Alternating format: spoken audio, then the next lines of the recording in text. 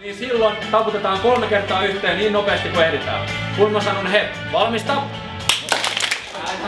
Sä sanoo. Uudestaan, valmista, hep. Vielä kerran, hep. Hyvä, tunnustele mitä tapahtuu kehossa. Käsissä ainakin tuntuu vähän. Kokeillaan vielä. Radikaalimpi muutos kehossa, tulee radikaalimpi muutos mielessä. Ja tehdään tämmöiset legendaariset roppisit, eli vedetään happea sisään, vedetään käsi tänne taakse, katso ettei osu kehenkään.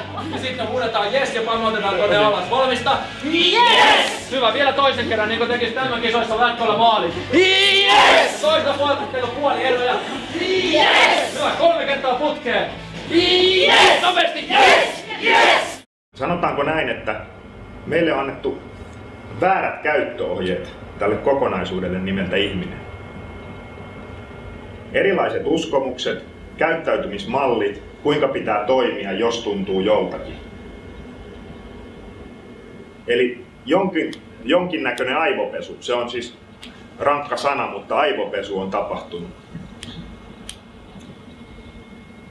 Ja nyt henkinen valmennus tai henkinen tie, miksi sitä haluaa sanoa, niin on vanhasta pois oppimista. Kaikesta vanhasta luopumista. Se on mielen tyhjentämistä. Ja sitä kautta me ruvetaan kuulemaan itse elämää. Me lopetetaan joku vanha ajatusmalli, niin meille tulee niin kuin vierotusoireet. Taas kerran ei tarvitse kuunnella. Tää on se, mistä me puhun. Niin mun tekee mieli palata tuohon vanhaan. Eli mä otan nyt jonkun reseptin, mitä Jaakko tulee antamaan, ja aion tehdä sitä viikon päästä, en mä jaksa tehdä. Niin silloin hälytyskellot, tää se on, nyt se tuli. Ja vitsi, nyt mä painan tästä läpi, että mä teen tämän vielä viikon putkeen joka päivä. Ja sit siitä voi tulla automaatti. Ja taas tulee uusia. Eli nämä on 2 semmoista juttua, mitä suosittelen kokeilemaan. Ei pelkästään sen ravitsevuuden takia, vaan sen takia, että ne on tosi tehokkaita välineitä puhdistamaan meidän kehoa. Oikein tämmöisiä raskasmetallisieppareita. Eli jos me nyt ollaan jollain purkkitonnikalla niin kuin puoli elämää vietetty, niin me ollaan saatu aika paljon elohopeita, vastaavia juttuja meidän kehoon. Kirjaimellisesti raskaita. Se varastoituu meidän kehoon. Yleensä rasvasoluihin, rasvakudokseen. Mennään pienelle mainostavulle ja palaan tuohon takaisin. Tämä on tärkeä juttu.